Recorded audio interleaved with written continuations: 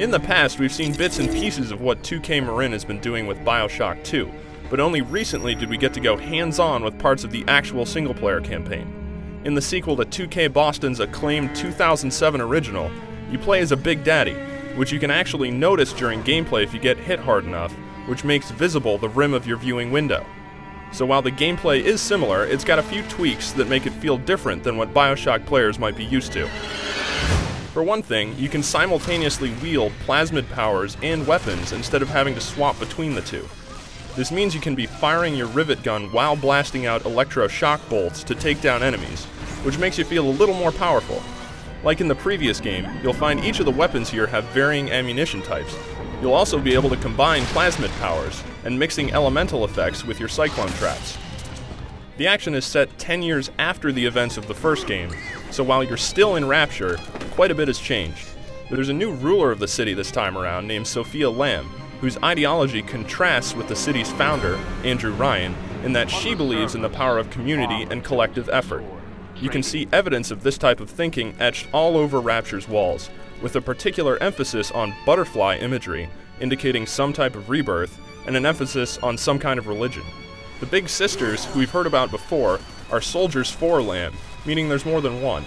They're also the fastest, most agile, and deadliest enemies we've seen in the game so far, so encounters with them prove more challenging than the Big Daddy fights. Speaking of which, the game will still require you to battle Big Daddies to get at the Little Sisters, which in turn lets you power up your character. A new type of Big Daddy, the Rumbler, is meant to be a more defensive type, though he will blast out rockets.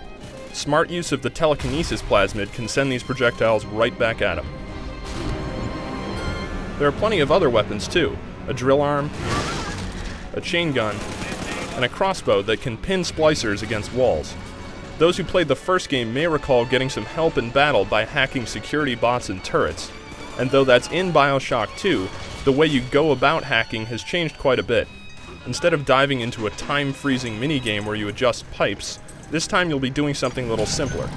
Hacking can actually be triggered at range, so you can shoot targets from afar, then participate in a simple minigame where you try to stop a moving marker on certain colored spaces on a meter.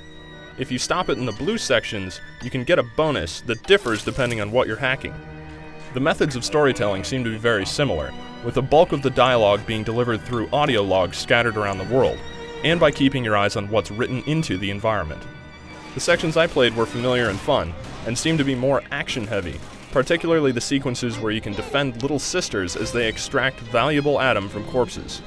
In these parts, you'll need to set up defensive perimeters, and shortly after the sequence starts up, you'll be assaulted by plenty of enemies, requiring you to use up a lot of your resources. How the rest of the game is paced remains to be seen, and I'm certainly looking forward to seeing more of how Rapture's changed in the coming months.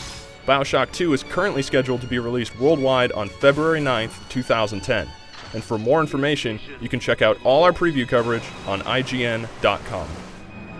Look, it is the world for which you strive. You, alone among the dead.